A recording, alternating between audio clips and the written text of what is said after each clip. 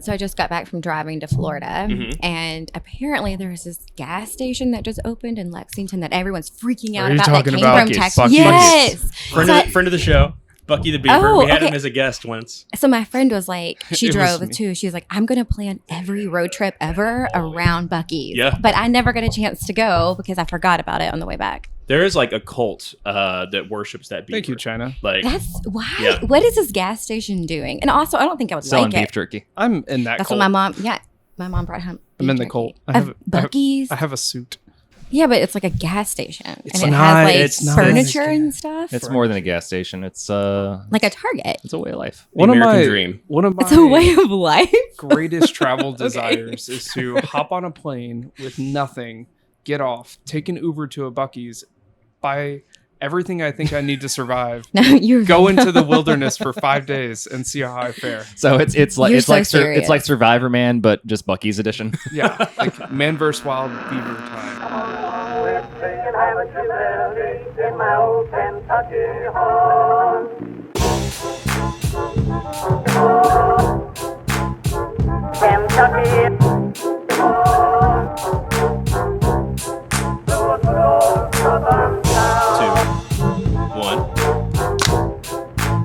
It's a whole thing. Hey, everybody. Welcome to another episode of Kentucky Commons Radio Hour. I am your host, Michael Moeller, joined tonight by David Satterley, John Renane, and one Jessica Adkins from H&A Barrel Management. Jessica, we'll get to you in a second. We're recording at Brewgrass Homebrew Supply here in Louisville, Kentucky.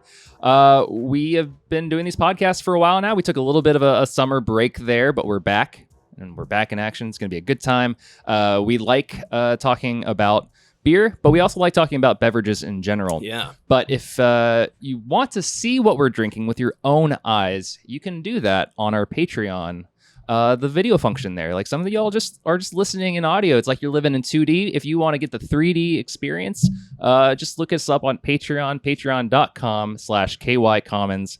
$3 a month, and you can see David Satterley's beautiful face. He's been on the news, so it's real. I have been on the news. You have. So we're here with Jessica Adkins. Thank you so much. You are the Used Barrel North America sales rep for H&A Barrel Management. Thank you so much for coming on. Thanks for having me. I feel so cool to be like on a beer thing. It is with cool. Beer people. We're obsessed with kind of like the Kentucky bourbon barrel, Kentucky beer kind of culture. There's a lot more like intersection or overlap in that world than people might think, but not enough. So right. we're here to pick your brain on all things barrel. So before we get to the H&A, current state, tell us a little bit about your background, where you've been, and how you got here. All right. I formerly was a social worker for 4 years, and then transitioned into bourbon by doing custom bourbon tours for tours for Pegasus, which used to be Copper Steel Tours. Yeah, so I coordinated like 100,000 bourbon tours in 2 years. 100,000 people. Yeah. Like sizes of 2 to like 35. Yeah. Wow. And they were like, private custom. You got to know everyone. And so I took a side job with Fred Minnick, thinking it would be a side job, but who's Fred Minnick? Fred Minnick. I'm just kidding. No, but that's a good question though. Honestly, and I even asked Fred that when I worked for him. I'm like, I don't even know who you are. Like, what do you do? But so Fred is a bourbon critic and author. He was a co-owner of Bourbon and Beyond Festival. He's doing like a show in Vegas, all of the things. I personally respected him the most because I had a book that he had written. And he like Bourbon, the Rise, Fall, and Rebirth of American Whiskey, and then Whiskey Women in 2009. Yeah. And I'm like, if this guy is writing about women in whiskey in 2009, that's like really, really cool. So he was like the guy who did all the research about like bourbon history that a lot of people like quote and stuff today. Yeah. So worked for him for a couple years. That's how we met. Yes. Michael is the best at his job. He like sent me an email. We were recording for YouTube and I'm like, who is this guy? And then he was working with 291 Colorado Whiskey. And he was like, I'd like to have a spot on their YouTube. And I'm like, oh, sorry, it's full. Someone canceled the day before. And so I remembered Michael's email and I'm like, hey, if your guy wants to come, he can. He's like, he'll be there. I'm like, what? And he came. That's what we call pulling a Mueller. He flew in from Colorado. That's flew right. him in. I'm like, we're in Kentucky. He's like, I'm aware. And in they walked like the next morning. And I'm like, damn. Okay. That's awesome. Yeah, and I love 291. They're a great family to me now. And I'm like super grateful to Michael for that. Yeah, and then now I work for a barrel company. Fred is the one who actually got me the job. A recruiter had reached out to him and he was like, I think you should apply. And so I'm like, really? Are you fucking trying to fire me right now? Like what? And he's like, no, I know that me as a single person, they can give you so much more like health insurance and benefits to your kids. And like, you'll be like, I see how hard you work and I like want you to have the opportunity. So yeah, I interviewed. It's a French owned company. I started interviewing in January of 2020. Nice. It's a good time to be in the job market. Right. And then got hired officially July 1st of Heck yeah. 2020. So That's awesome. Yeah. So 2 years later, now you're here. Now I'm here. Very cool. Still don't know what I'm doing, but I am here. we wanted you here tonight just to get you see the beverage industry in a different scope than we do, from in a different lens rather. So that's why we wanted to talk to you. But before we get to that, David, what are we drinking? Yeah, today I have what's not a beer. It's been like 2 or 3 days since I've had a beer. This was in the fridge. It's a Ranch Rita from Lone River. It is a classic premium beverage. I think this falls into that RTD category that we chastise all the time. But Why, it's great. Yeah, it's great. it's not I'm not bad. mad at it at all. It's like It's a too hot for anything else. margarita style seltzer type deal. But it's from Texas, and we were talking about Buc-ee's right before the show started. Buc-ee's. So I just love all things Texas. So this gets 7 stars out of probably like 12. Yeah. And John, I heard that we got a care speaking of package from Texas. Texas. Shout out to a friend of the show, Kinsey Bernhard, who is in her third? How long has she been down there now? A month, Few months. 2 months. Few Yeah. months. She's working at Austin Beer Works down there I'll let you open in it Austin. since you have the thing. Took the 2 dogs, went down there. She's having a good time apparently. Well, we got a little care package from her, Every- so I'm excited to see what's inside of here. Everybody loves Austin. I'm going there in a couple of months. Boys Are From Marzen podcast. So if you guys are listening to this one, go subscribe to her podcast on whatever platform you're on. We've also had her on. Yeah, she's been on the podcast. former guest of the show She too. came on the podcast when I was in Texas. Yeah. And then that's And right. now you were at lives Buc-ee's in Yeah. Texas. I was at Buc-ee's. Wow. Buc-ee's living your best life. Eating all the beaver nuts and pulled pork I could find. Proof that God exists. You know what's proof that God exists is the tape on this. David says, "Don't worry, I can open this with my keys." It's like shredding it. Why did she take the time to write that and make it nice? It's an address. Oh, well. Michael and I bond over packaging. When I worked for Fred, we got so many samples all the time. And you were always getting samples. And I'm like, packing peanuts. And so when somebody can pack a package really nice, it's The worst were the little the pieces of cardboard, the little like crinkle cut fry Yeah. cardboard pieces. Oh, I That they hate put in those. like I hate glassware and stuff. Yeah. Hey, there's an art to making a good like marketing package to send to people. well, honestly, they make those shippers now, like the bubble, like literally just So easy. Oh, Yeah. just do that. Please drop the stop. bottles. Stop for the love of God.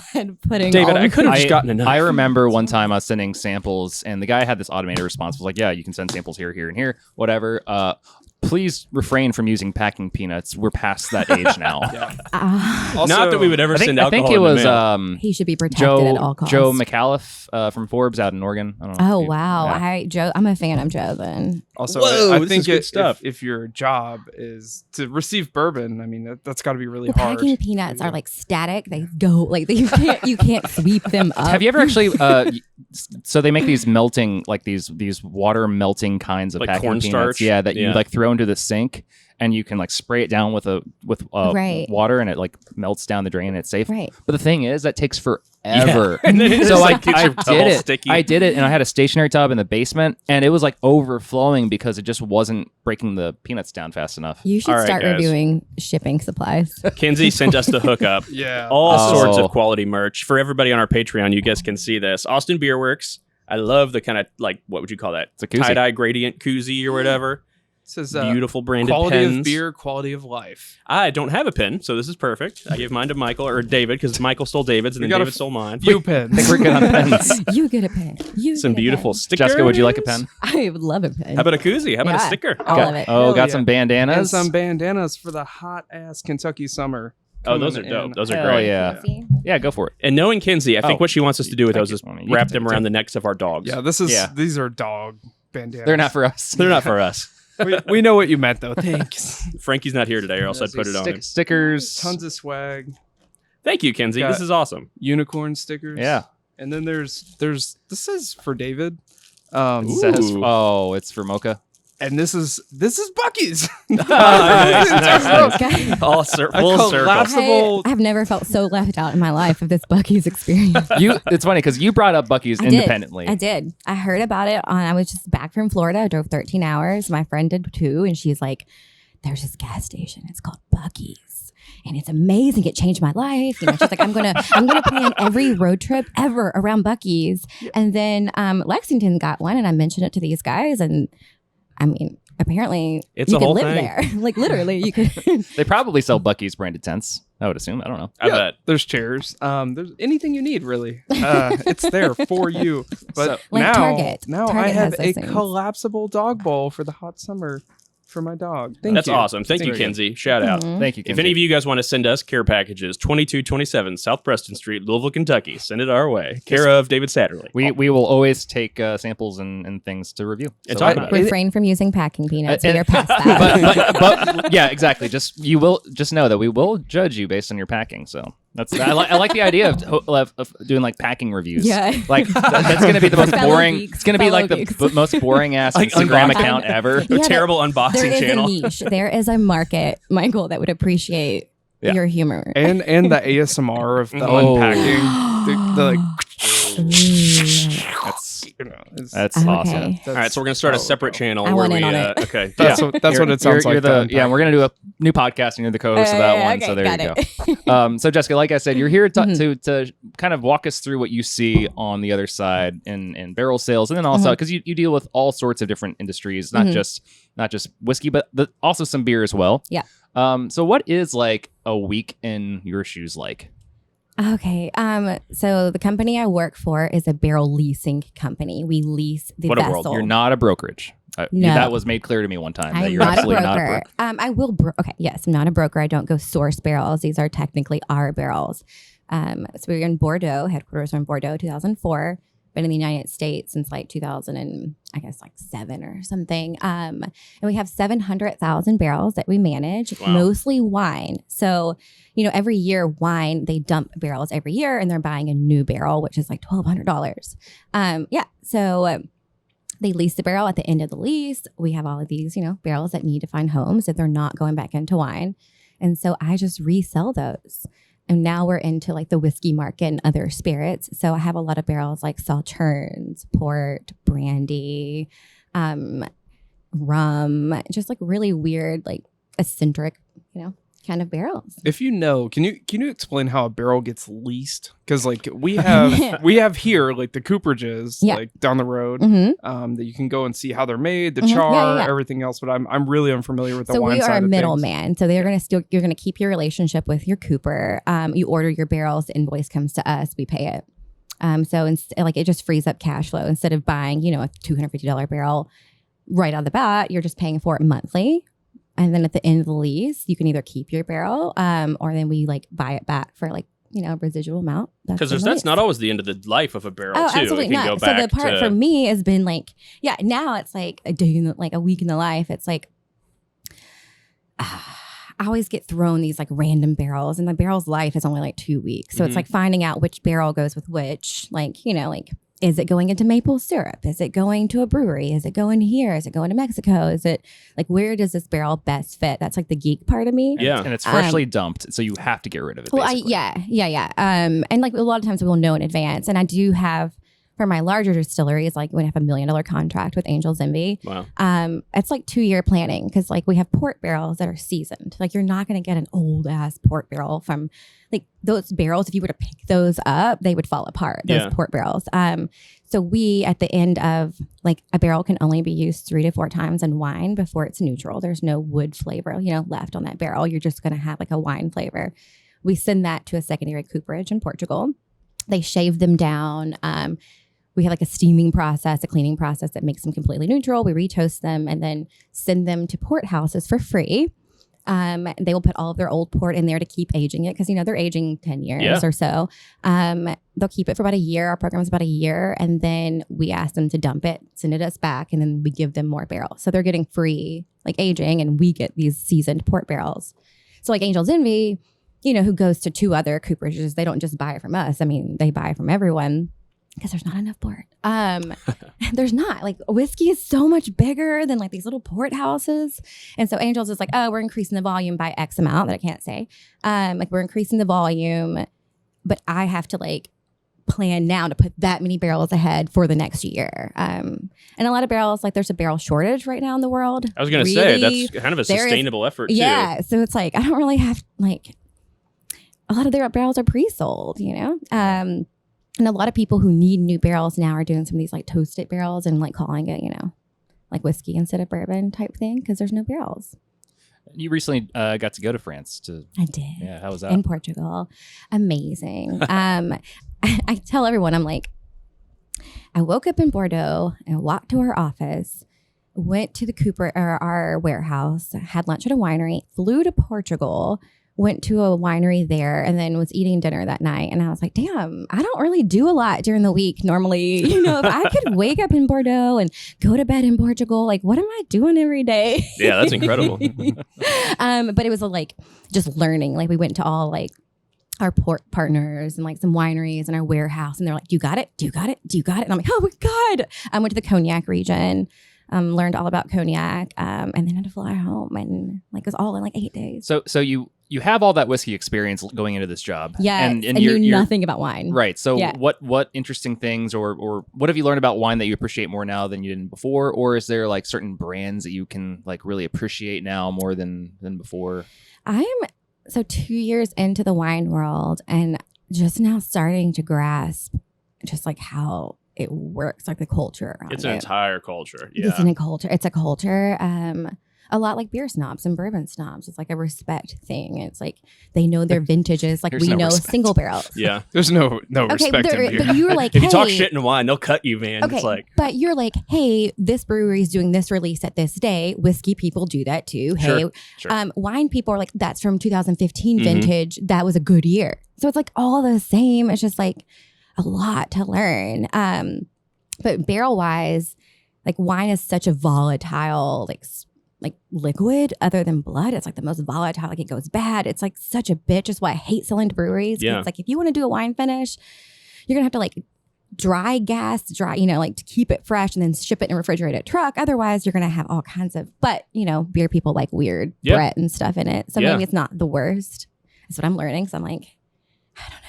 Well, that's where creativity comes into it because, those winemakers are so. I'm not going to say finicky. I'll say precise with care, what they put into it. Yeah. So having somebody who can make sure that it's taken care of and that ultimately ends up making a better experience for the people that use the barrels, but then also for the consumers who are buying the product. Mm-hmm. And then at the end of the life there, then it's got a whole, that each barrel probably has a story. Oh, absolutely. Kinda, so I'm I love it. These are my babies. Yeah, this is Harold. This is and if it leaks, somebody's I got this barrel and it leaked. I'm God damn it. I literally, I don't look at every barrel, but there have been some barrels that get damaged during shipping and it pisses me off. But the wine, I do notice the wine world is dying, global warming and the fires and this, every year, your crop is dying. People can't afford to do it. It's not a very I feel it's brewers. You're actually working really hard. It's a blue collar job. Yeah, it's a blue collar job. That's the hilarious thing about all these industries that, people can have an opinion about the types of folks that drink it and whatever. But at the end of the day, it's a blue collar industry job. Yeah. Yeah. And wine specifically, the way they regulate it and the way they undercut and some of how those markets work are extremely volatile. I don't even know how I haven't even got to the markets yet.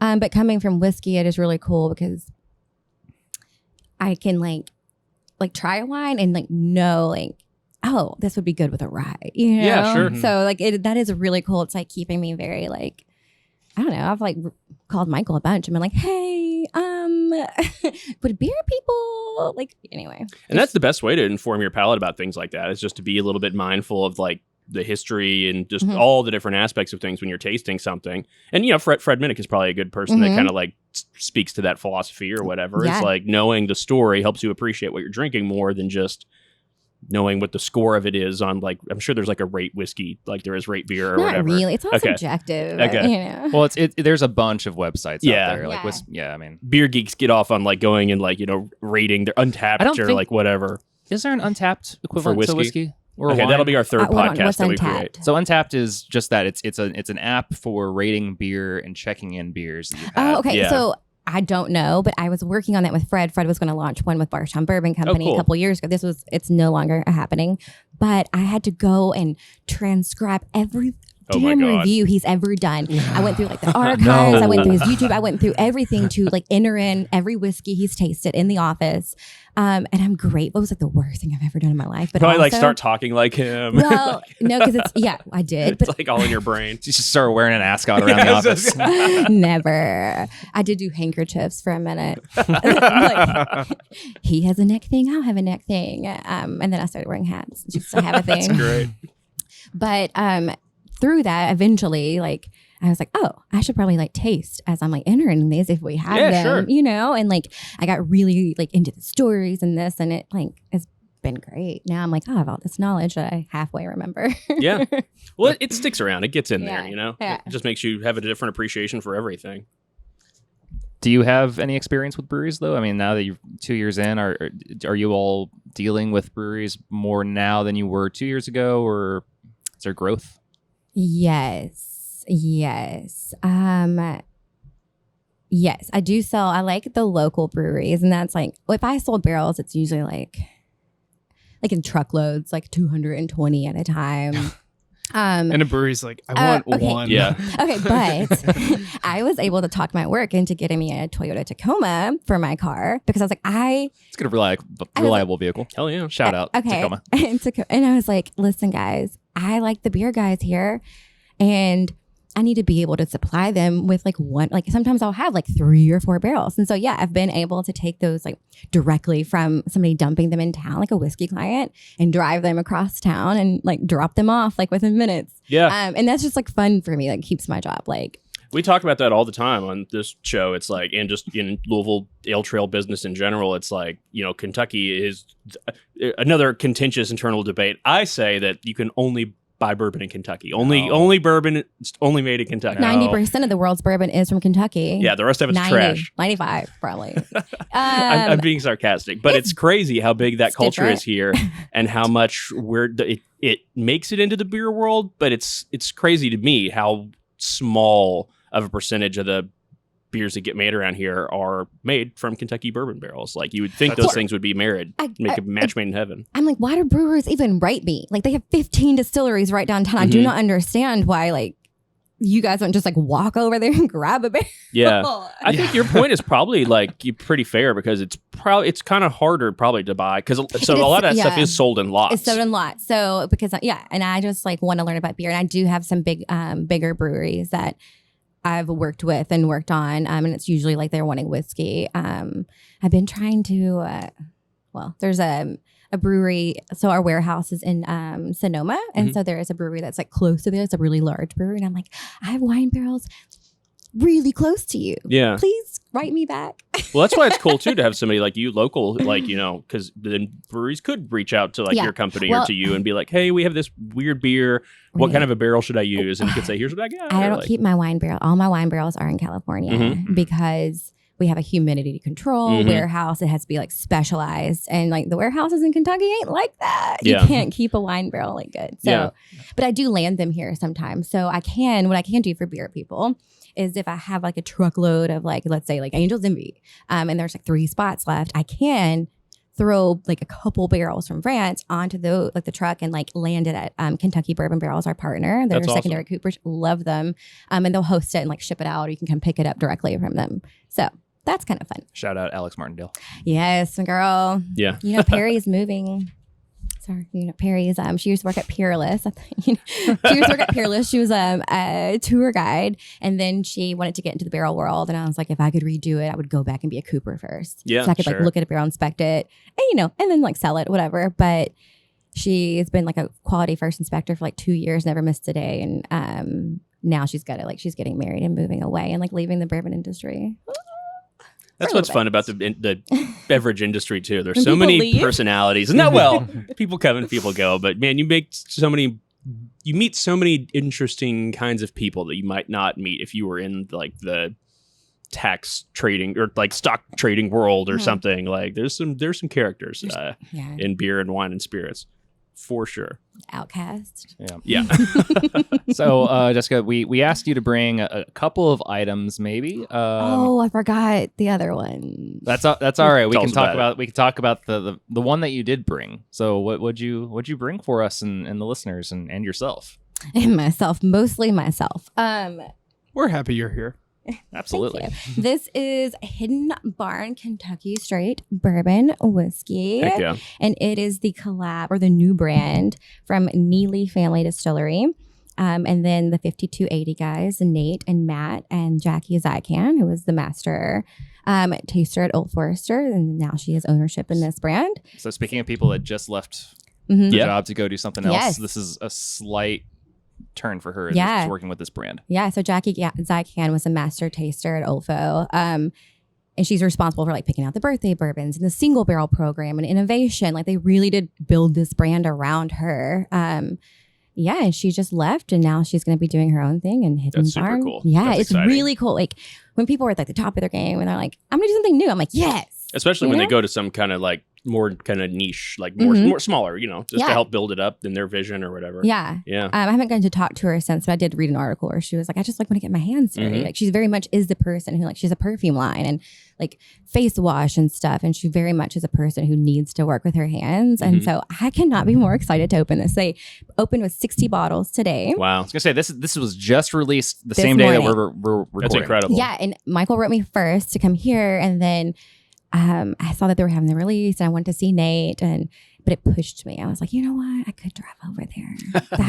That's a reason to drive. It's an hour from here. I was able to get it and it's a 7-barrel blend. That's awesome. So wow. so it is sourced at Neely.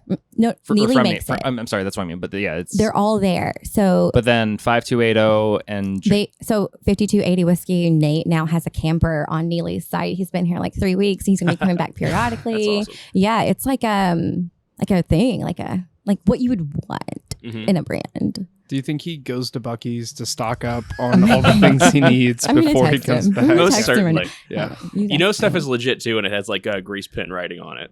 That to me is a That's a standout. signature. well, yeah, That's what I'm saying. Oh, I made him sign it. as you and you're sharing the sign bottle with us tonight. I mean, We appreciate that. yeah, so let's much. drink it. It's Let's- going to go to let's- distribution in Colorado and Kentucky next week. That's I'm going to incredible. Colorado on Tuesday. There you go. Maybe you can find it. Yeah. I'm so excited. If I hate it, I still love it. If you, We can go on this journey together. It's let's fine. go. Thank you. It's hard to find Yeah, like The small bottle batch is bourbon the that I bottle's hate. beautiful. It's for you. Yeah. Yeah. I like the branding. I like All the right, colors. It is marketing. really nice. So let's just go read this real fast. The Hidden Barns of Kentucky, painted black to hide the operations inside some, and as an act of solidarity for the rest, still stand as a reflection of a time when those whose passion for whiskey making would stop at nothing. That same passion drives us to make whiskey the hard way, because we love the process as much as the result. Wow.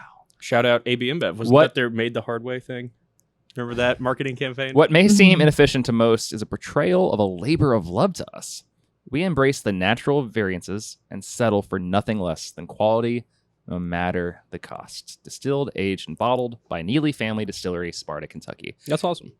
We're looking at 53% ABV, 106 proof, batch 01. It's incredible. Let's fucking go. Let's fucking go. Yeah. All right, let's.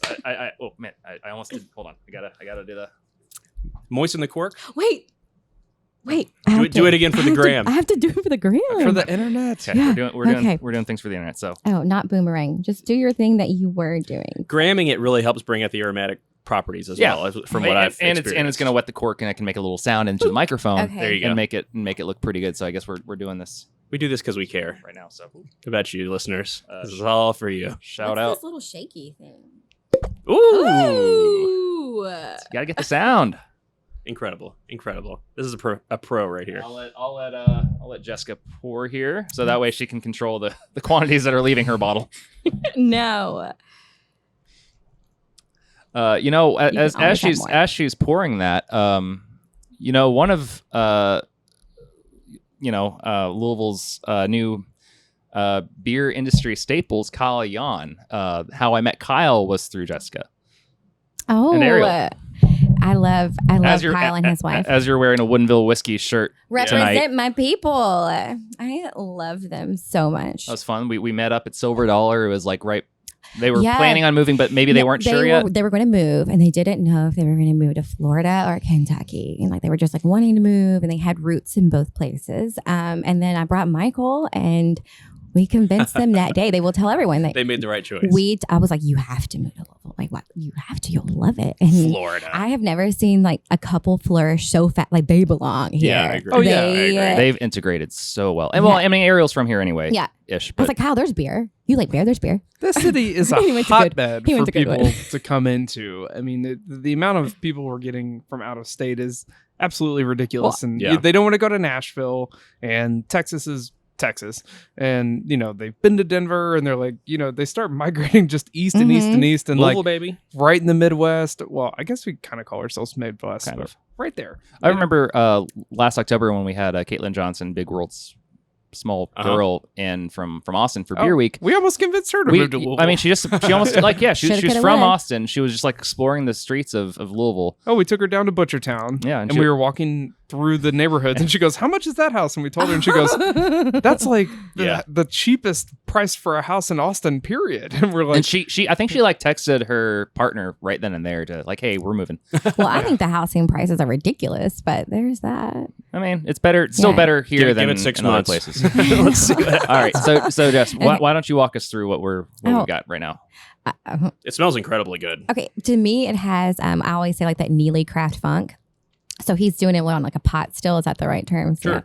And that's like super important to him to like do it that way. And so I can immediately, by nosing this, I'm like, oh, this is craft. It's like a craft product because it has that like funk, like that craft distillery funk that I don't personally always like. So, but I don't hate it. No, I think this is incredible.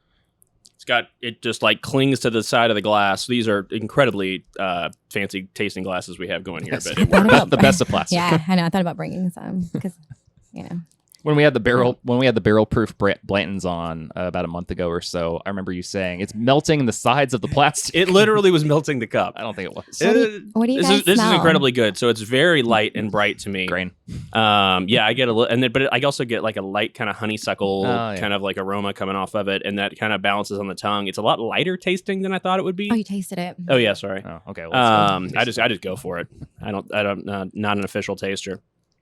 But yeah, it's just super light, bright, barrelly, but it's not super charred, dark, tanniny. It's like very, almost floral in like the bouquet or whatnot. Yeah, like I don't, I taste a lot of bourbon. I don't know how to critique it, but like huge grain profile. Like you get that immediate like alcohol residuals in 103 or 106 proof. That's probably because of that pot still. Yeah. Yeah. But it does have that kind of craft. You called it a funk. I've never not funk. Yeah, but it's like a term. People, it's like the Neely family funk. Like there's just like a because it's like a craft. Anyway, it immediately stands out from something that is kind of mass produced. There's a certain aroma that kind of ticks. Yeah.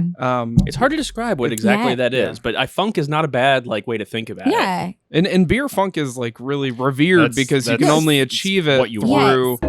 Hey everyone, John here. At this point, the conversation was so good that it killed our audio recorder. No worries though, we got it back up and running for you, and now here is the rest of the conversation. It killed the podcast recorder, but we're back. Let's fucking go. Yeah. We're live? Yeah, we're live. All right.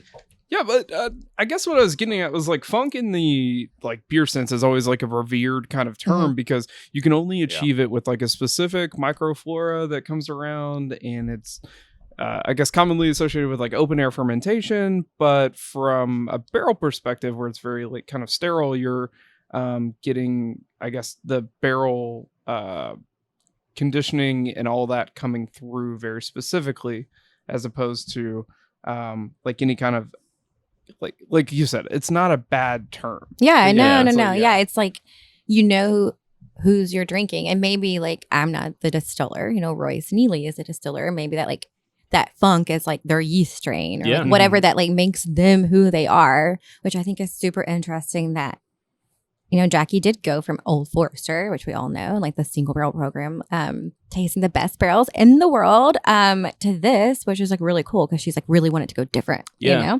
Like she's like, I believe in this. It's different. It's refreshing. To me, it's refreshing. And when you're on it, like when you're working with like a huge brand, your goal is kind of to try to think about like, what does the customer want? Like, what is the most appealing for the masses or whatever? But when you're doing something like this, you can either just kind of go crazy and experiment, or what probably, she might be doing is like, what do I want? Yeah, like, what do I want this to be? For a massive brand, you have to also consider consistency, like making sure every single bottle of this label brand achieves the same amount of price point is more important there too. Like, yeah.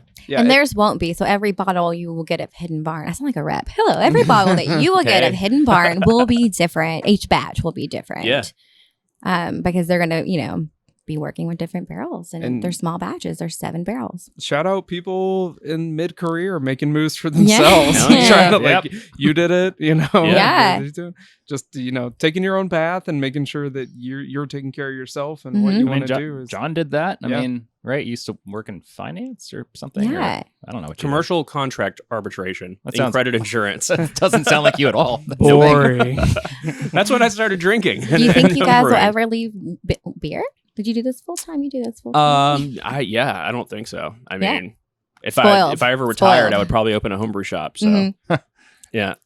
For me, I think it's evolving. I considered myself already leaving beer to do this Louisville Ale Trail thing. So like we're in beer, but it's also very much a tourism aspect. And I get to talk about how awesome Louisville is. And that's what I really wanted. Like, I can talk about Louisville all day long. I can talk about beer all day long. So why I wanted to marry those two things. That's why I think we bond so much, because I'm like, yeah, go Lou. Let's go. And any opportunity you get to do that kind of storytelling thing. Like you're talking about with the barrels, or like you're talking about with the funk and like just small batch stuff. Like the storytelling aspect is so fun. And just like wine has built up this culture over, thousands of years, really. With kind of telling the stories of, how the grapes grew in different regions and how they were affected by the level of rain that year and blah, blah, blah. Like Louisville is starting to become a beer city with its own really kind of unique funk, we'll say, like its own little unique vibe that you don't get in like Denver or Asheville or, St. Louis. Those are all incredibly good like beer cities, but Louisville is its own funky little weird beer city. Yeah. That being said, as we were alluding to earlier, I would love to see the city become like embrace barrel culture more, because barrel-aged Kentucky Common, baby. It just makes sense for, you come to Louisville if you're a beer geek and like, oh, all the bourbon's here, so all the barrels must be here too. So all the breweries have all the access to all those barrels, right? And that's not the case when Old Forester ships out so many barrels to Goose Island in Chicago. We've talked about this before, no barrels. But like, there's nothing, because they're all contracts. They're all by the truckload. I'll get you barrels. I got you. There we go. Jessica's got you, Louisville. I got you. Hey, if you're local, if you're not local, I'm sorry, there are no bourbon barrels. There really are. And that's what like my problem is. If I do get I have a lot of like craft distilleries, like, Neely, who will call me and be like, I have 20 barrels. And I'm like, what am I going to do with just 20 barrels? So that's why I love my breweries, because it's like, if we have the Carters, we have Neely, like we have these like little tiny people with great fucking barrels. Yeah, might as well. Kentucky meets Kentucky barrel-aged beer festival. We're going to make it happen. I love it. Yeah, that's definitely a thing. That should happen. That should definitely I do have some brandy barrels that are like held brandy. They're 1992. Ooh. And they was a good year for brandy. They're still full in Spain, and they held a brandy from 1940 something for like 17 years, and then another brandy. And so I'm bringing them to Louisville, and I do have like So if extra. So if you're a brewery listening to this, if you're the first. So we're not going to email this out. We're not going to talk about it. But if you're the first brewery to email us Slide after in our listening to DMs. this show. Let us About know, and we'll these. get you in contact with Jessica, Yeah. and we'll make this And I happen. can tell you the exact brandy. as It's, long like, as it's a super- Louisville Iltro collab. And Yeah. and you can Yeah. call it before Sats because I wasn't born until '93, so these barrels are literally love older than this. me. Yeah, let's free Yeah. I love Saturday. I, BS. yes. Let's call it BS. Yep. I- Okay. Okay, but does beer and brandy work? Oh yeah, Hell you can do yeah. amazing Oh, barrel it's aged like brandy great. beers. Yeah. I have some awesome brandy. I Barley didn't know. wine aged with brandy is incredibly Cognac. good. Even like doing like Baltic porters with brandy is incredibly No. good. Yeah. Stout. I mean, Stout. you want everything to be a Stout. barrel aged stout. That's the best. That's the best. I want to do an See, American barley wine aged in a No. Spanish brandy barrel. Yeah. So what is your take on the Louisville beer scene? I know that you drink beer. You're not in it as I like, drink the same way we Michelob are. Ultra. I'm so sorry. But that's fine. That's and fine. sours. I But, really like sours. we've been to breweries together. Like I know Yeah, you drink. yeah. So I what do. is your perspective on our growing beer scene? And it can be truthful. Like I mean, what's going on? So when I was coordinating tours and I'm trying to find like not just whiskey all the time for people, I started looking at other things and I got into like the brewery. So I made a list. This was 5 years ago, and I'm like, Before the passport. oh, exactly. This is why I appreciate you so much. Like you see the need and you fix it. You know, no packing peanuts. So, so That's probably the name of the podcast. I started writing down these like breweries. I'm like, how do we have this many breweries? There's a lot of breweries. It's 5 years ago. And I'm like, I don't even know anything about it. It's not promoted. So I started calling them and being like, would you host people? Would you like show them? And like, no. You know, we're actually brewing. Like, I forgot which brewery it was. The one down in Germantown. Monic. That was the first people to like have food and like beer. And they were like, yeah, sure. Bring the group in That's awesome. and we'll do a flight. And yeah, so I've always been interested and but I don't know a lot about beer and it's like super intimidating to me. So I don't hang out at breweries because I think you have to like, you know, be a certain. So I go if like people invite me. No, I don't think. Like, hi. Well, any I love new sours. thing is I so love incredibly sours. intimidating like Yeah. that. Like I feel like that about bourbon. Like there's so much to know, and Yeah. like you just feel like But beer you people just are feel like cooler. a tourist. You Yeah, think but beer so? people are cooler. Real people are cooler, but whiskey people will talk you out of a room. It's Yeah. annoying now. Beer people are like, you know, I don't know. I mean, there is something to be said though with the brewery taproom model, because like you can go to a distillery and a tasting room, Yeah. but it doesn't, to me at least, it doesn't quite feel the same way. Which I didn't. Yeah. So it's like I needed to understand the culture of beer and like what could tourists do at a brewery? Do you just like walk in? Do you do a tour? Do you set? Like what is the vibe? So that's like beer scene here. I feel like it's really, really cool. I know there are a lot of people that I personally know who are working in it and it's super cool. And you started the passport, which I think is like on this, like, I don't know why Kentucky Bourbon Trail doesn't own you guys as, you know, as partners for the host state, but KDA, You can send that email to info@louisvilletrail.com. No, I mean, Kentucky Bourbon Trail, the KDA should be exactly. Shout out to Jack. Should be owners, like, you know, like partners with the Louisville Trail. Like, it doesn't make Let's sense. go There with should be a whole partners. Kentucky. There should be a whole By me. Okay, but it's not going to be just Louisville. It needs to be like every town in like Kentucky. So you're saying there should be like a passport. statewide A Kentucky organization of Yes, like that's- breweries to That's help just like promote with bourbon. tourism. There Yeah. you go. That's it. That would be awesome. That Yeah. that would be amazing to have. I wish we had that I here. don't know why we don't. We are a tourist state. I just do not understand what is Something we're- something for the consumer. You mean? yeah, for the that's consumer focused. Yeah. 4 years ago, like million people a year for just the Bourbon Trail. Yeah, think about that. That's nuts. That was like I mean, I know COVID happened, so whatever, but there are at least 1 million people a year coming through these distilleries. We know because we're swiping IDs that like information is public. Like, well, like why would we not? Yeah, I feel like right now too, like you know, like that was back pre-COVID, but I feel like everybody now is kind of like, is COVID over? I think COVID might be over. And, Right. like everybody's like kind of starting to plan their next vacation. So Yeah. like this is the perfect time to get Louisville's people's ear. perfect. Yeah. I He's think like, we've probably had at least 3 million people on the Ale Trail. Thank you. There we go. this quarter. Rough numbers. Yeah. Well, certainly in impressions, like that can be said for sure. But does the beer scene want that? Oh, You we know? want- we want it. We want You more want people to in hang your out. I guess you Let's you go. want. No, Who doesn't like absolutely. money? Yeah, let's yeah, go. that's it's not a bad thing. And I think, you know, the problem is too, like all of these businesses are small businesses. And so you know, it's so hard to, a lot of the time running a small business, you're just putting out fires and treading water and just trying to, you know, make sure your employees are getting paid and happy, and then you're thinking about how to grow your business. But it's hard to kind of step back and be able to think about the city as a whole. Yeah. And that, promoting Louisville as a beer destination, or kind of linking it in with bourbon or other things going on, and like horse racing, other things Louisville's kind of famous for, the food. That's kind of where it's nice to have like a third person that can kind of see the bigger picture and try to promote that, instead of having to run in a tap room and stuff like that every day. So Bourbon is really good at that. Bourbon has like got that down. But I feel like Louisville is making steps, because now you have like Atrium, which is very like people focused. Like there are more tap rooms, where I feel like when I was first learning, there wasn't. It was people just working hard. Yeah. And I lived across from Fall City for a while, and shout out to Fall City Brewery. And shout out to Guy on the Appalachian Trail right now. Oh my gosh, I literally lived in the house across from Fall City Brewery, and Guy. No, it was Travis. No, it was Guy. It was Guy.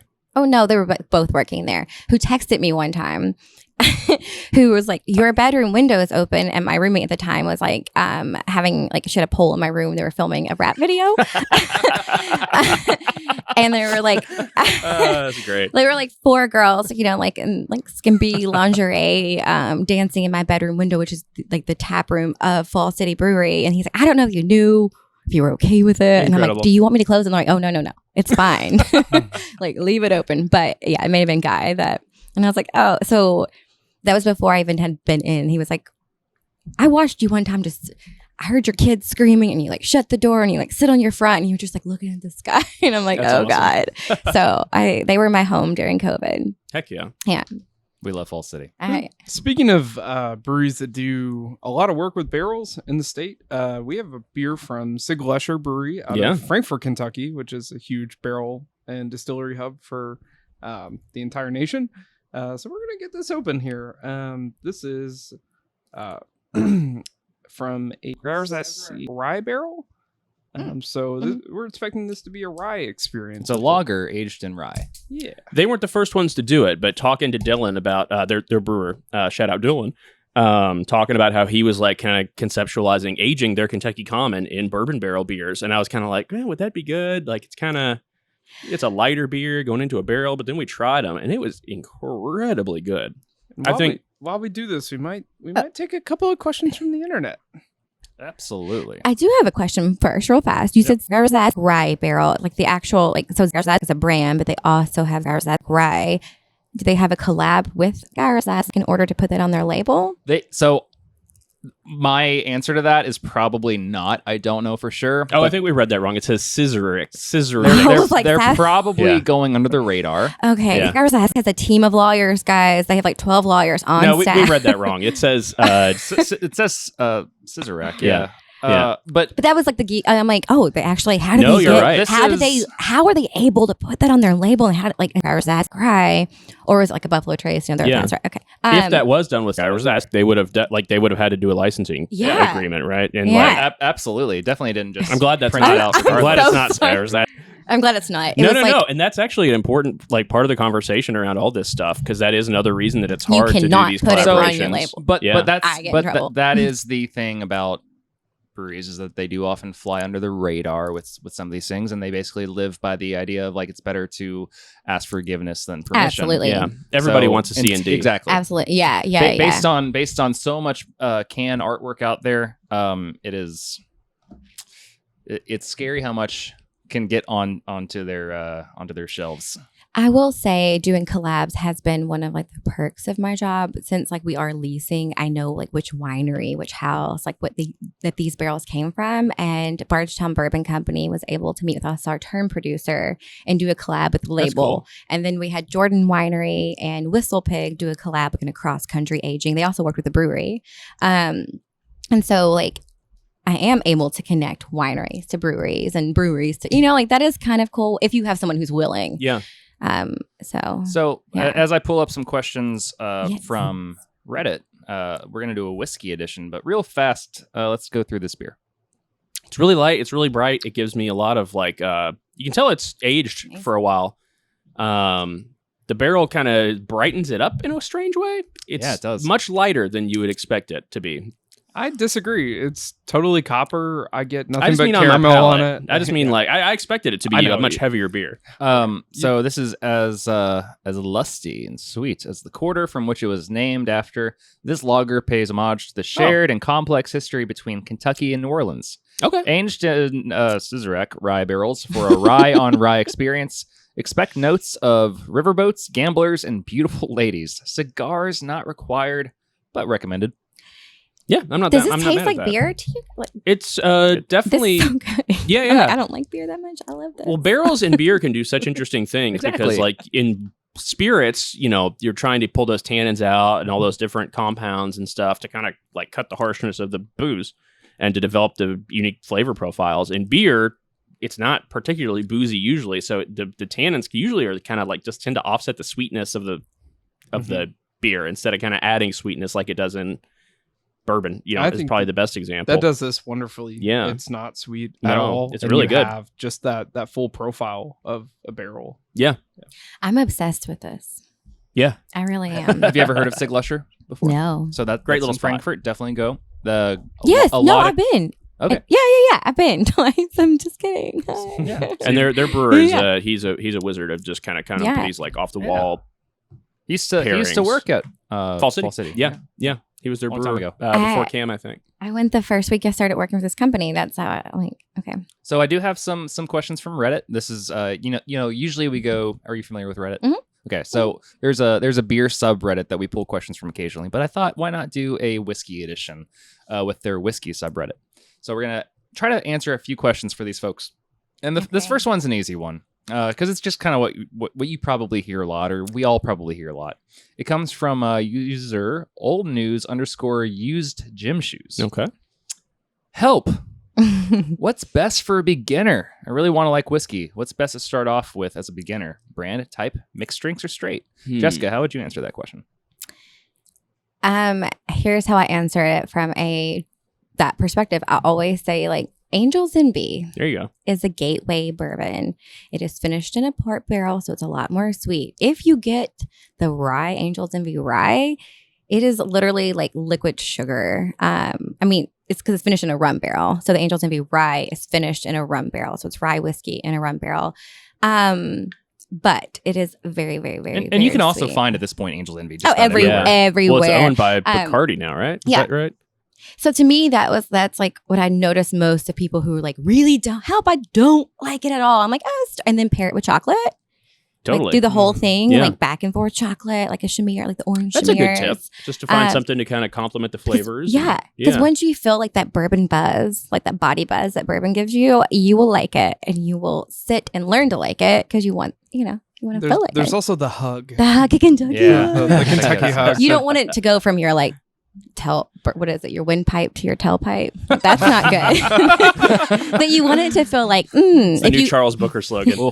from your windpipe to your tailpipe. when we were That's tasting that awful. hidden barn, I mean, I just got a little bit because I don't taste that much bourbon. So, I But mean, if you man. taste something and you're like, oh, like it burns, like not in a good way, you're like kind of don't drink that. Yeah. Well, not you should- heartburn. I describe Underberg No, I meant- as but a like hug. So Sure. It's disgusting. That's kind of the point. It That is is- gross, but that's why you drink it. No, that's your gag. You drink it because of peer pressure. by one individual here at this table, you mean? I dig a burger. David, Not as how, much as Moeller. David, how would you answer this question? I was curious how Jess was going to answer going either like a low proof or a high proof. I always akin it to how like I got into IPAs, which was going to the most bitter and then taking everything a back step from there. It was not as bad as that. It's not as bad as that. That's how I drink scotch. That's how I learned to drink Okay, scotch. Like yeah. the most peated to the least peated. Yeah. Yes. So I mean, I love that. Yeah. So if I love that. as a sadist, if I were to drink As a sadist? I mean, sadist, yeah. pain and pleasure. is If a thing. if I were to do bourbon, I would probably start off at something like Knob Creek barrel strength or something. That's Yeah. actually really good Yeah. though. Well, yeah, but you don't know that when you start. Fair. You just know that it hurts a lot. It hurts. It hurts so good. I like But that eventually it becomes the best. So Interesting. I think the best advice is probably to call your travel agent, book a ticket to Louisville, Kentucky, come here Yes. and like go on a Fucking A. Yes. go on a bourbon tour. Like go Yes. to one of the distillery. Angel's Envy is actually a great place to take a tour. And Yes, if you're doing it while absolutely. they're mashing, like they'll let you, like you can smell the mash and they'll let you, yeah, exactly. And then you can taste the stuff as it's developing character in the barrels. Buy Fred Minnick's book and just have a whole like experience. But yeah, to me, just that kind of learning about the process is the best way to kind of get yourself into meeting it. the people behind it. Yeah. Once you buy into a story. I like it. And buy a Louisville Ultra passport while you're here and get some beer too. You know, if anybody ever likes Woodford, I'm like, you've never been to Kentucky. Just saying. Wow. Yeah. Sorry. I would say for me, just because it's something that I can drink every day, so therefore in my mind, it's like it'd be good for a beginner to drink too. It would probably be Jim Beam Double Oak. Solid. It's accessible. It's cheap. It tastes fine. Like it's not the best thing out there, but it's there for exactly what you need. You can mix it and not feel bad about it. You can drink it straight and it's good. Larceny is the same way. Yeah, Yes. Larceny's great. Larceny was the first one I could like actually tolerate. Next question comes from Celestian. I don't know what that means, dude. Whatever. It's hot today, guys. Like it's 104 degrees heat index. So I wanted to find this question, and I think this guy probably had this in mind. Whiskey in the fridge during summer? Yes or no? I live in a small apartment and I don't have a cool place to keep my whiskeys. I'm in the Netherlands. Okay, so he's not in Kentucky. And there's a heat wave. It's 28 degrees Celsius in my apartment right now. Is it better to keep my whiskey in the fridge at 8 degrees or at 28? There is no in between, unfortunately. So I think he's doing too much. Just put it in the fridge or add ice to it. You're gonna drink the whole bottle. You're not trying to like resell it. Like freaking just put it in the fridge. Right? And you could like say that, you're not going to get the full flavor if it's like cold, or you could say it's going to get more. But if it's just hot as shit and you're like sweating, put it in the fridge, bro. Well, Barton will do barrel picks in the winter out in their warehouse, which I've heard several barrel pick groups like not like because they're like, it's freezing and you can't taste the whiskey, but it's like, it's hot summer day. You don't really want to as much. Like, you're not trying to like, you could just like let it thaw out, I guess. I'd put it in the freezer, man. Let's get that cold. But is he saying it gets too hot and he needs to? I think his thing is that like the whiskey is getting a temperature, so will it affect it? It's getting too hot. So but also 28. I don't remember the conversion between Celsius and Fahrenheit because I'm an American. But I feel like 28 Celsius is not that hot. Yeah, like it's not. It's also not being exposed to the sun, which is not 104 degrees. Right. I mean, some people really enjoy like a bourbon with an ice cube, but for me, it's always been a room temp. Like, that's usually how I drink it. But I like it on the rocks sometimes too, honestly. Rocks during the summer all day. I'm like Buffalo Trace on ice, please. But especially if you're out drinking socially, like I just get on the rocks because you can drink water. Right. I would never put this on the rocks tasting it for the first time. If it's my first time tasting something, I want it neat. I want it room temp. You should. I want every note that's in there. If I like it, well, I always like it. I'm an equal opportunity drinker. But I really like it. You know what? I disagree with that. I think you should come over to my place and I will give you whiskeys that I know for sure you will not like. And then because they're not from Kentucky. Honestly. You already named one I don't like. So honestly, you're not going to like it. And I want you to experience not liking it. I and then we're going to shoot a rap video in her roommate's bedroom. Hey! I can't remember, but I remember I told you guys about this and I think you may have tasted it with me at my place in the Highlands, but it was they described it as a green whiskey because they used unkiln. Yeah, I remember that. It was from New York. Wrong girl. No, it was you. it was you because you were the only one I was tasting bourbon with. It was awful. Like it was just it was the worst. It was some of the worst whiskey I've ever tasted. Green because they what? What was the green? It was just an unkiln, like wet, like malted whiskey. I remember when you had that, but I can't remember what it tasted like for the life of me. I don't know. They sent it to me probably in do a whole episode of shitty bourbon. Not shitty, just different. They sent it to me as a sample probably in shitty packing peanuts. Yep. Yeah, you're already pissed. You're already like, no. So next question comes from, now this is where it gets controversial. All right. Just a bug report. What popular whiskey do you think tastes awful? I'm willing to bet everyone has a whiskey they just don't understand the appeal for. So we were talking earlier about everybody's got those brands they associate with like nights where you kind of overdid it, and so Southern Comfort wouldn't be considered it's its own thing. But that's one that I'm always like, that's not something that applies to the masses. That's just me personally. But it's there. It's not. I mean, it has nationwide distribution. Yeah. Like somebody, I just can't with that likes stuff. Somebody loves it. I don't Do know. they? They just keep buying it, like trying to test it, and then just keep, you know. So they don't have a loyal fan base. They just have like one person. They have people who that's are like trying this. it. Like, I want to try bourbon. This looks good. I I'm mean, gonna buy it. Brian Foreman sold it for a reason, I'm sure. So Yeah. I'm trying to think of other I don't know- big I don't actually brands remember that I about just it, really but- will always Yeah. say no to. I mean, honestly, some Heaven Hill brands are a little bit rough for me, but that's kind of the point. Some of them are Yeah, great. I was gonna say, if you understand, like, to me, I'm like, popular, no, Yeah. because if you understand, like, each of those whiskeys have a purpose, Mhm. you know, you're like, Yeah. oh, that's good for, like, Everclear. You guys have Everclear. There's a purpose for that, and it's for stupid high schoolers who are like trying to hide and don't know any better. Yeah. or keeping the homebrew shop bathroom. Or- Exactly. There's a handle of Everclear, like less than 20 feet away from us right now. I was like, oh, I haven't seen Everclear since high school. Why is it in the bathroom? I keep that in there for when the really annoying customers come in, and I just go in there and sit on Gets you the- something sit on really the toilet and nice. drink. Yeah. I'll throw out that the story before of going from highest proof to lowest proof Okay. taught me that I didn't like low proof whiskey. Ooh. So I don't enjoy Basil Hayden. No, I don't enjoy Basil Hayden. Not, You're right. not That's a very anything good- on I the don't- brand, but Mm-mm. I just don't like. For me, it just doesn't do enough. Well, I don't enjoy like a Yeah. lot of Jim Beam. I like the Jim Beam double oaked. Jim Beam black is great in Coke, but I don't.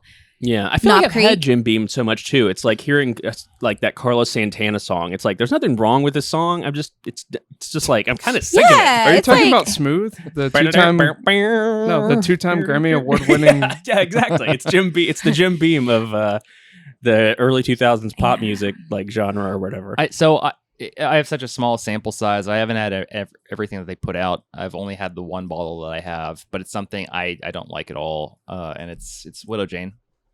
I don't know if I've It just- had that. Yeah, it's out of New York, right? Mhm. Yeah. Yeah. Yeah, I don't love it. But they have more. They have a lot of different releases. That's the thing. I Mhm. can't remember what I have in the basement, but I know that sat there after like two tries, and it's just I'm not going to return to it. If I'm going to be completely honest, I felt the same. But then I met Lisa Roper Wicker. I met her too. But Yeah, I was like, and I well, spent a lot still. of time with her, and I heard about like the New York water that they do, and this and that. I've had some that I'm like, I like it. Have I bought a bottle? No, but I So don't. once you kind of understood their funk, you kind of Well, started no, to like actually, it more. I don't. Michael's right. I don't buy it. I think it's. Yeah. But Heaven Hill just bought the brand, so I'm like, how? Yeah, that's true. Here was I called somebody, and I was like, I just don't understand how they were selling enough cases to be bought by Heaven Hill. That's crazy. Yeah. But so that makes me think like, but all of Widow Jane is old juice, and so Heaven Hill is changing ownership. Everybody's retired. It's in part of the family. And the sister's taking over, and they're trying to get. Right, yep. They want to own everything. Like they're still Yeah. family owned, but they want to own everything. And so Widow Jane only sources older whiskey, and they're selling for like triple the price point. So they're like, we'll just buy Widow Jane, funnel all of our old barrels into that brand it's already selling, and just like promote the shit out of it. So no, it doesn't have to be good, but it's a matter of like, how can we sell 14-year-old whiskey for triple the price of Sure, what Widow Jane sure. is? But see, you said something interesting though, that you didn't care for the whiskey, but then you met the person. Yeah, it's like you have to come to Kentucky to like whiskey. That is a story that I subscribe to Same because here. that happens so often that there is bad beer everywhere that I drink because I have a memory tied to it, either Mhm. by a person or a place or an event, and it could be objectively or subjectively just not for me, but at the same time I am fine with it Yeah. because other experiences trump the Yeah. actual taste. That's like $2.91 for me. Okay. Like I Sure. wouldn't normally pick that up off the shelf, but I like believe in those people so much that like after you know the people, you can understand the product. I think that's And where I am. so to me, $2.91 is the perfect like old fashioned whiskey. Like And I I- always mix it. I can't drink it straight, but I can put it in old fashioned and I have a- enjoy it. Pretty similar philosophy about beer and the craft breweries that open here. I always say that like it takes about a year to get used to your system, to get used to your Mhm. production. And bourbon obviously is on scales beyond that. So, giving someone probably 5 to 7 years to figure things out, it's not an unreasonable You're right. ask No. of like, No, I of agree. like and it's good to have that story, have the connection, and still be supporting these people along their journey as they become, a prominent brand. Yeah. Which almost all bourbon turns out to be prominent. But Yeah. Very Um, rarely do I go out to drink a beer somewhere because I want a specific beer. Like usually I'm just going where somebody's hanging out or where Yeah. there's like an event that I want to go to. yeah, or just like whatever's on my drive home from work. Honestly, like it's more of that third spaced idea that we talk about sometimes than it is like chasing down a specific like holy grail well, thing we're that I still want. recovering from prohibition. Like we don't True. have like, you know, it's like you had family generation. Now we don't have families. We're all transplants. We don't have like grandpa teaching us anything. The craft of making beer and making spirits was lost. And so we're like the first generation, I think, is like figuring it out and starting to open up new like breweries and distilleries, and we'll figure it out. Yeah, Just like I we think you're support absolutely people. right. Yeah. Yeah. Anyway. John, your ceiling's linking. I turned up the AC for you guys, and it looks like we're getting a condensation drip. All right, just want to make It's sure like- that it's wasn't like a pipe. bowed. It's Yeah. like bowed I'm down. just waiting for the ceiling to break down and water to come down on us. That'll be, is that a sign? Yeah. A sign from the Lord. That's when our Patreon subscribers will go through the roof when that gets caught on camera.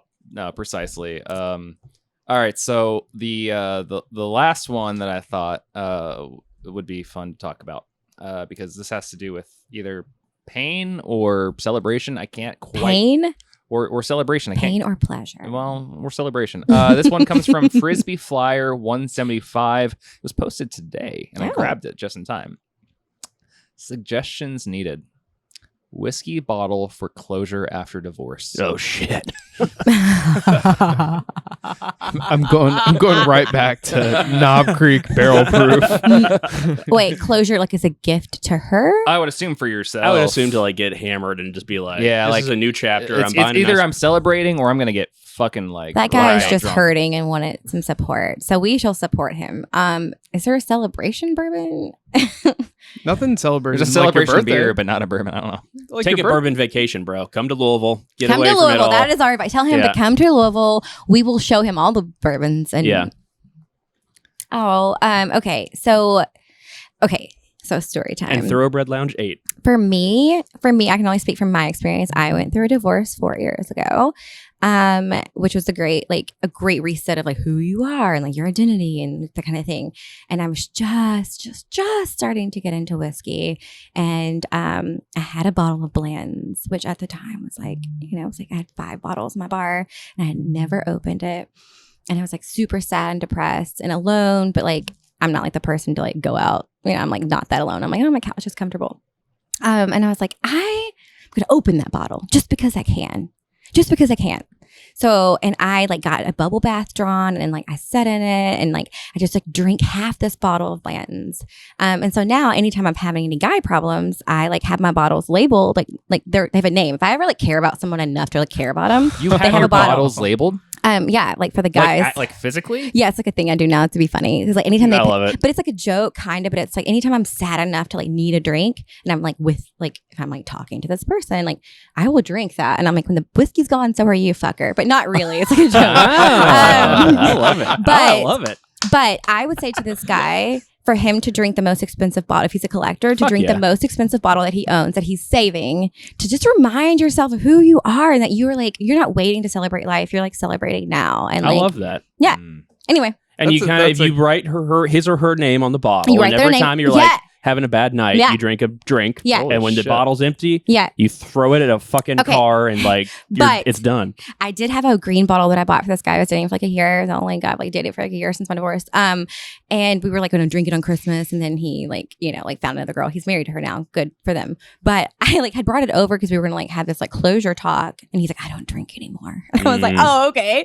So I drank half of it, most of it, like this much. Like I'm not proud of myself, but I did throw it at him. But Blanton's is really easy to throw. Because he answered the call from, as we're having our closure talk. I haven't talked to him in like 3 weeks. He answered the call from the girl that he was like, he like just like, you know, bailed That's out some on me with. bullshit. Yeah, and so I threw the bottle at him, and he caught it because it's like a baseball shape. You know, it's like round. Yeah, you're right. So if you're gonna, okay, so if you're gonna drink, like drink alone. I love that. Is that- sentiment yeah. of like just whenever you're having a bad day, label the bottle, and then Yeah. like It's when amazing. you go and you have it, and you're like, oh, well, Yeah, this is how much isn't- they've done to me. This is my like liver failure. I'm just Well, no, just like no, it's just a good reminder. if you have a bad day Mhm. and then you drink this bottle, it's like this Mhm. person isn't helping me get better.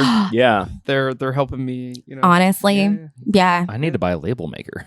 No, I just write with it. Like if you, I have I store my empty blends above my kitchen sink, and I do have like names on them. But it's like now I don't even like. Jessica, that's like a graveyard. That's like serial killer stuff. No, I only have like 3. I have 3, like 2.5, and so I don't even care. Like I don't have feelings enough anymore to even like open my bottle. Now I have like 3 blends like stored, and I'm like, I don't even need these. I don't even care enough to care, which is also really sad.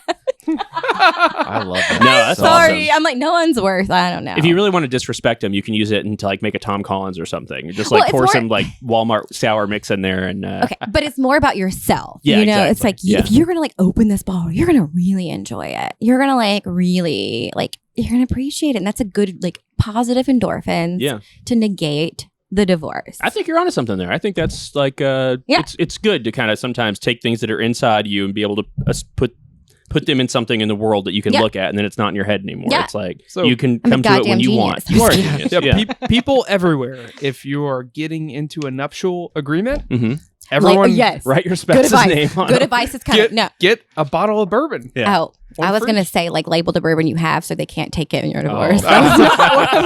They make papers for that you can sign. But but whiskey collections amongst like being in the bourbon community, I don't know if it's the same in beer, but like men who are getting divorced, like their wives know how much their whiskey collection is worth, and so they're like starting to use that as like, so I'm like, label your whiskey first. I would never give. I think the joke is for a lot of guys, it's like, oh yeah, this bottle only cost us like $10. Yeah, but it's worth so much more. Oh, you're blaming your beer. Yeah. I'm like, well, this bottle like cost me like it was like $70, but it's worth $500 on secondary. But nobody's gonna admit that to the wife. Especially Airbnb. They're not going to admit any of that.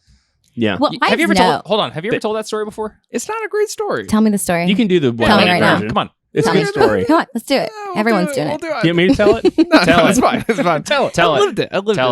So, in a spirit of true greed, I enlisted Being my a millennial. house. Yeah, I enlisted my house onto one of the finest house sharing property applications, mobile applications in the United States, Airbnb. And I said, Derby is in April. This place is a hotbed. Louisville's amazing.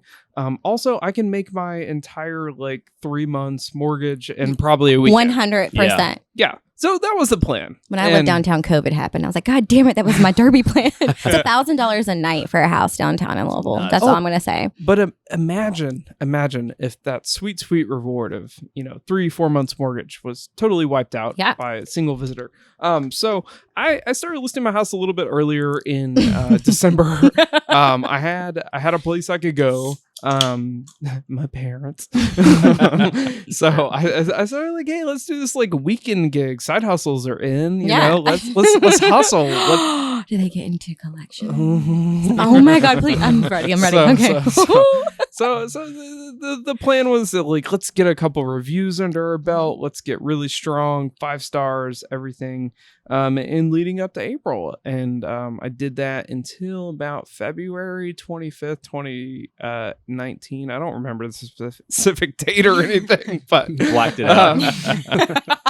I had one visitor, and it was mostly weekend stuff. And somebody said, "I want to book the whole week," and I said, yeah, "That's really inconvenient for me, but money, so let's do that." And I spread my wealth around a couple friends. I'll stay 2 nights here, 3 nights here. I was a traveling muse at this point. And they came in, and I was like, you know what? I've had 5, 6, 8 guests here. Things would be fine, but never a week. So let's not drive by the house and see what's going on or anything like that. And day 3, I'm like, I kind of miss my home, but still, let's let it be. Let's go, whatever.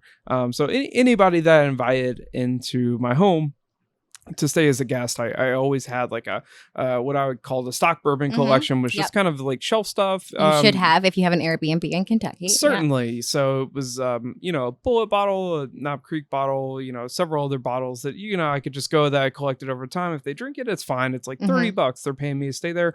So I always welcomed them and said, hey, if you want to get into this, go for it. I said, but these cabinets, don't touch anything in the cabinets, because I've been collecting bourbon for the greater part of 5 years. So don't touch anything in the cabinets. That's where you fucked up, son. Yeah. So my cabinets don't have locks on them because kitchen. but whatever. Because you're not a psychopath. Yeah, obviously. Yeah. So I had this person stay, and when I returned after the 7th day, I had my full payment of the like 7th day. yeah, after 7th day. It's biblical now. On the 7th day, I On the returned. 7th day. I returned. I opened my cabinets to get what I I would can. have beat the fuck out of him. I could only Just saying. her. Her. First of all. Yeah, still.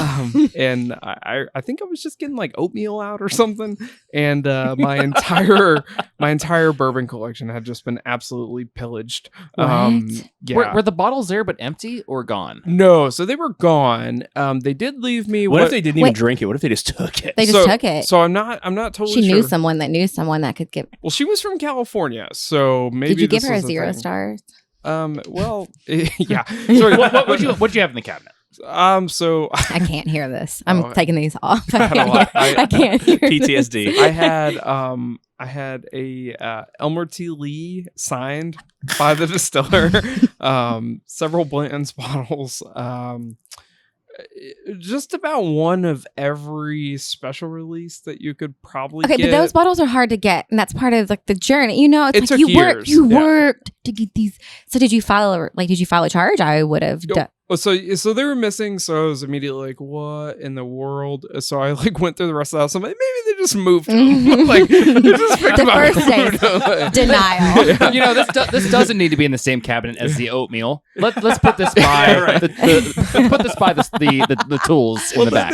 But it was the 5 stages of grief. Right Yeah, now, yeah. he's going through denial. So I was in denial, and then All the Jung quotes this week, not provided by me. So then, like, they're not here. Where could they possibly be? I'm like, well, if they drink it, they should have thrown it away like responsible adults. So I walk out to the trash yeah, can. and go through your fucking trash. Oh, so there What'd is you find? 13 bottles that were just completely annihilated. Oh my God. This was a single 20-year-old. No, she had people over. Oh, I'm well aware. She's probably filming a rap video in your. Was it you? Was it you?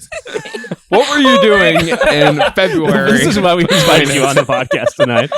This is one big interrogation. I'm nervous. I don't know why. I'm like, no, actually, it wasn't. I feel Are like you it's- sure? Yeah. Mhm. Are you Do you have friends in California? Yeah. Yeah. I could look her up. I think her name was Jessica. All right, who do we have to invite next week? Who's the next But suspect? yeah, I was devastated. They were completely gone. Airbnb told me to get shoved. Yeah. No, they didn't. Yeah, You had no. Oh, yeah, because you left those. It's your fault. Well, yeah, they kinda, said we don't reimburse for alcohol. Could I you file an argued. insurance claim. I on stolen argued. property? I argued that they were collectibles, and Airbnb also That's said that to to get me. shoved. That's. Are Are you kidding? Yes, that's like part of my house. Like that, my bottle As a is former worth more insurance than my. adjuster, I'm just wondering if I would deny the claim. My Like you bottle invited is. him in your house, you didn't put a lock on the cabinet. I'm just, you Oh, know, I didn't think about is that. it theft? No, he did that. He's an idiot. I'm Yeah. just kidding. I love you. Ouch. I'm just I'm saying, for my approximately He believed in the best of people. $2,800. You believed in people being good humans, Yeah. and not everyone is a good human. That she sucked. yeah, I gave you 6 bottles for free. Don't get into the. Did she drink those? No, didn't touch them. Left them be. Did you talk to her? Oh yeah, we had Okay, then what numerous happened? Tell me the conversations. rest of the story. Did she Oh. deny? No, there was no denial.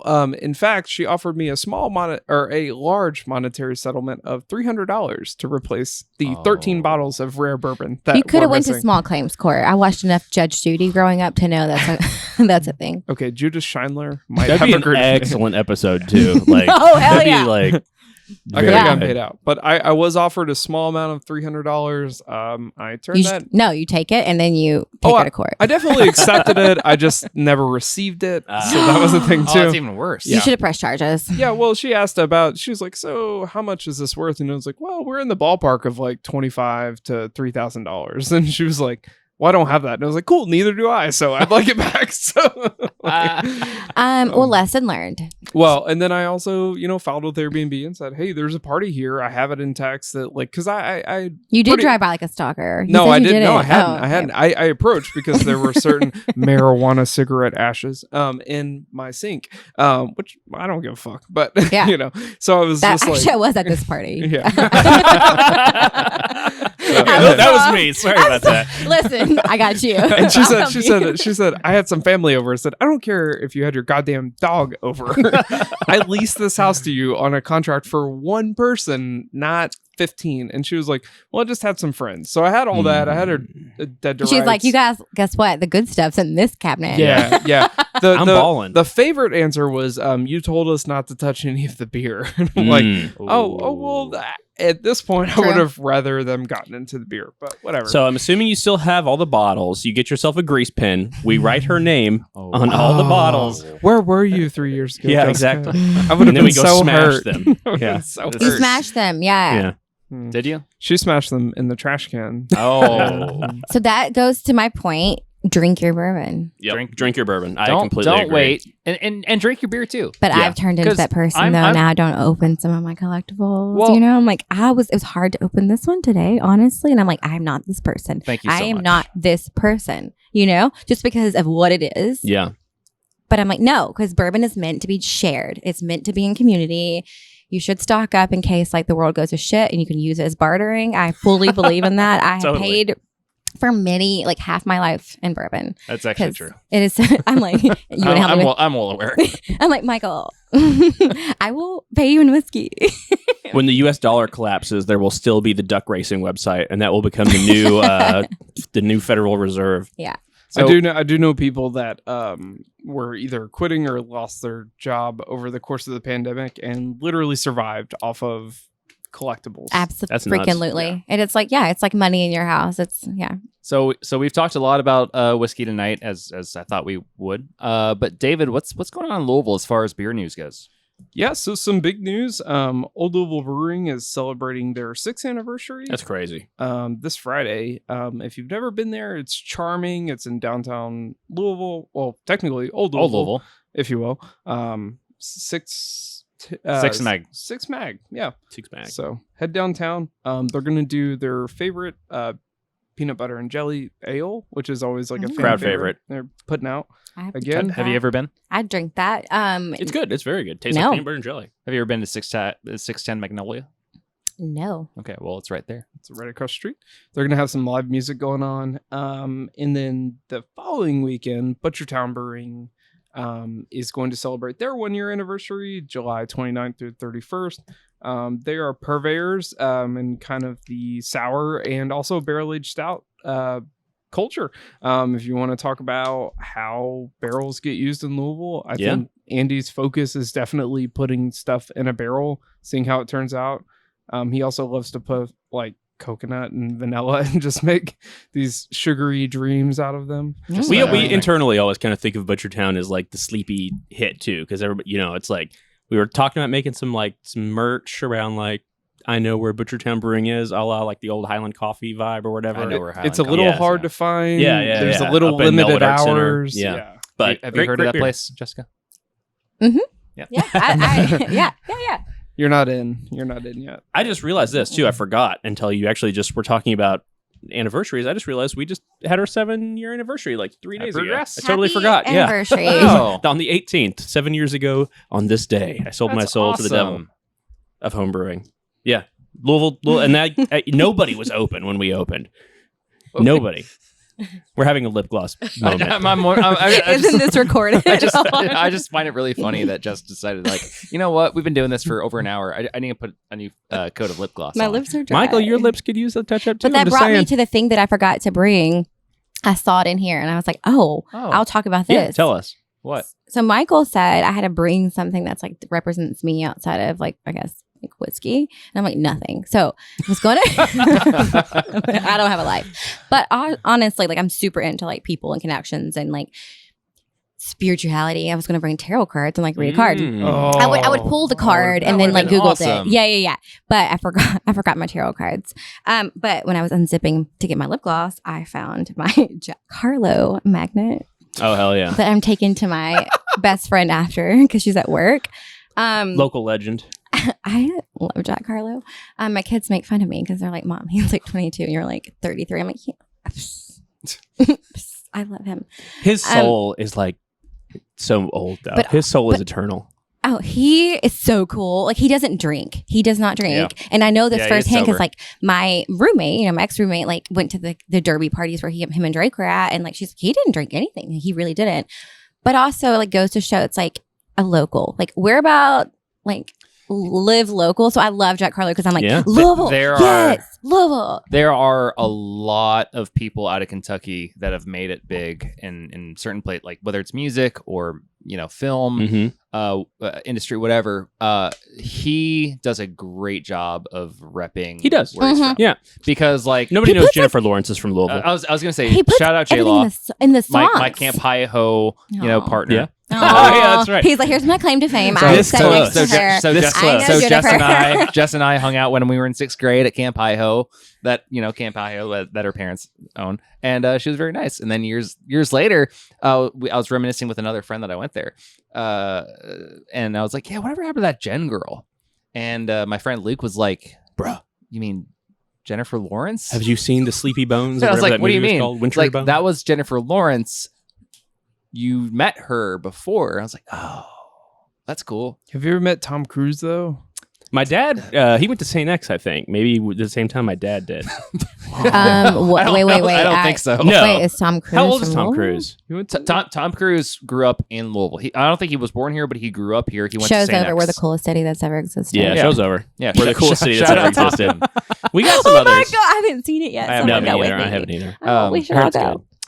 Well, shout out Jack Harlow. You have a good KFC meal. Shout Yeah. out the UPS workers or whatever. David, what else is going on that you want to shout out for Louisville? Yeah, I'd love to plug Hops on the Hill and Fraser Beer Fest. They're both coming up Yeah. in August 6th. That's a Saturday. If you guys want a taste of David Satterley is picking the yeah, I'm gonna stick with it. David's currently in the process of picking all the beer for the Fraser Beer Fest. It's also a collaborative effort. Yeah, but, and all the Louisville breweries too. But yeah, you're the ringleader on this. I'm very excited. but yeah, August 6th, great day for Louisville beer. Obviously, Mile Wide is going to have their 6th year of the Hops on the Hill celebration that they do. That's going to bring in a couple breweries from out of state. I think they've named a few. If you hit their Mad Tree's one, I know, and that Mad Tree's like the first. And Southern It's Grist the first maybe, year. too? Southern Grist is back, I think. Yeah. yeah, and there's probably one, maybe two more. So if you want to taste some stuff from out of town, go from there.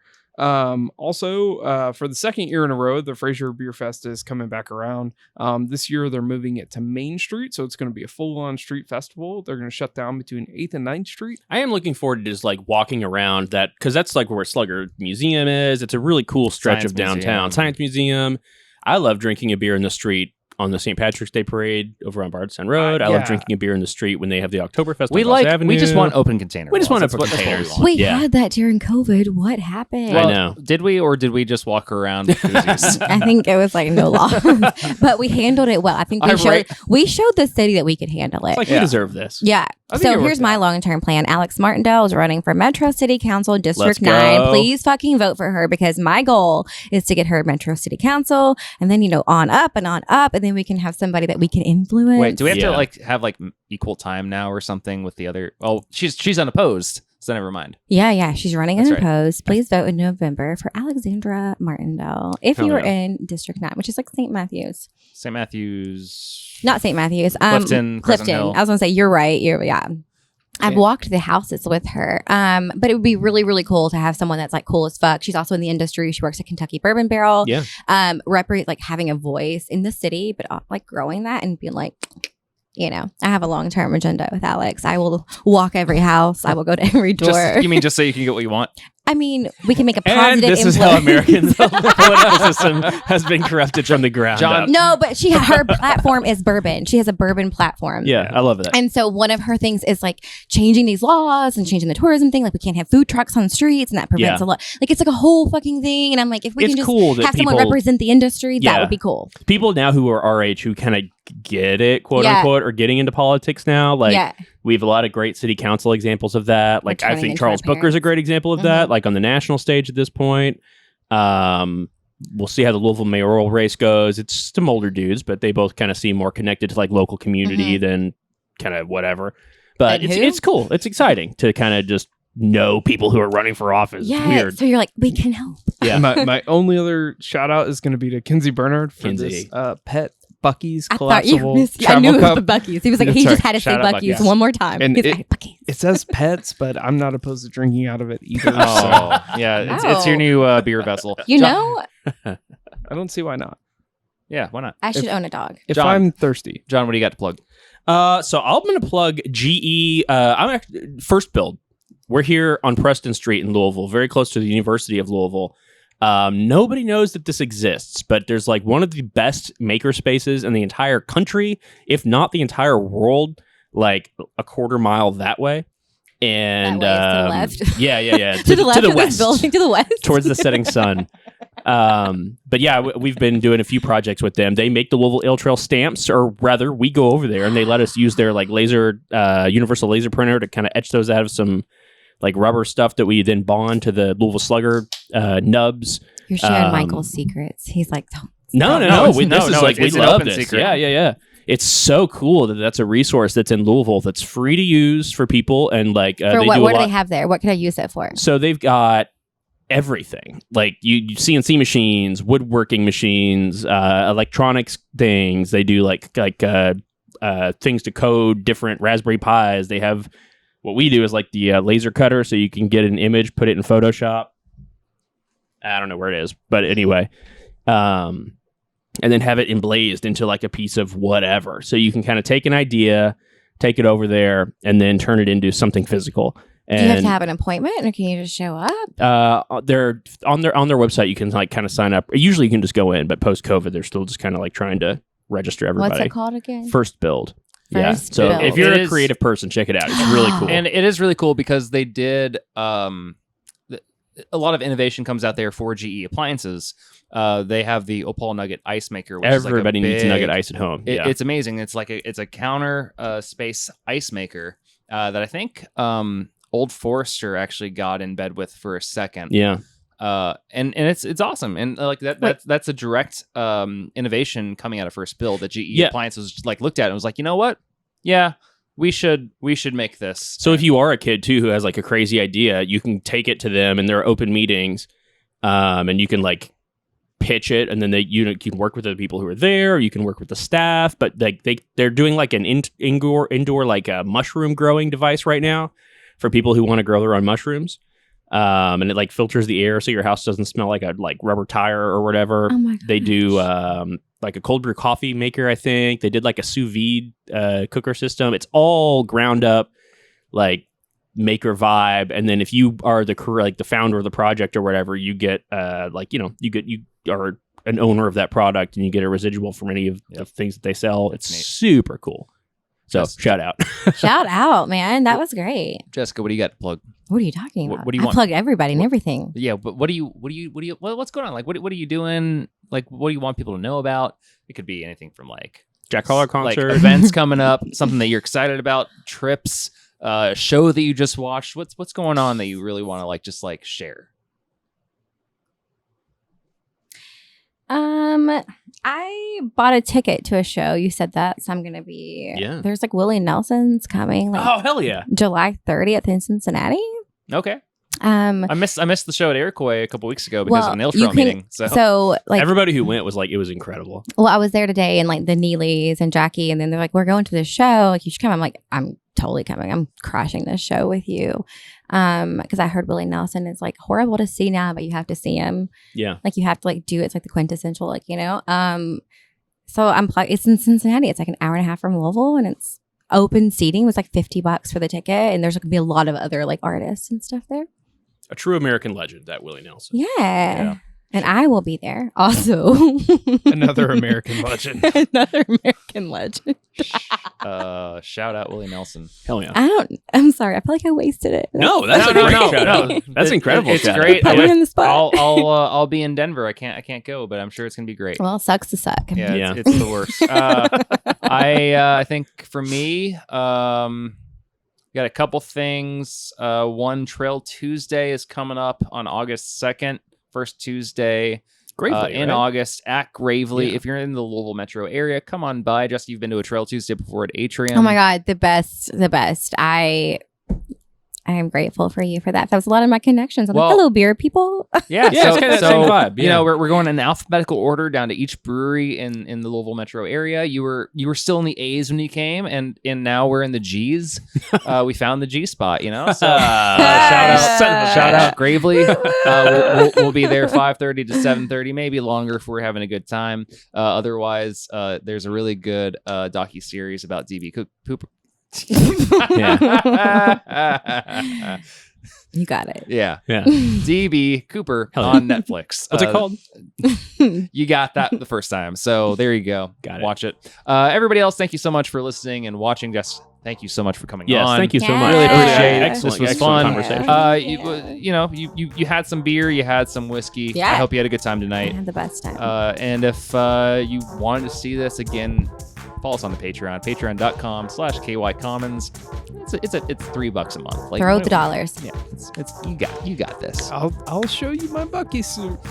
David will show you the Bucky suit if requested. So thanks, guys. Thanks, guys. See you soon. Bye. Bye. Awesome. Okay. Oh. Yeah.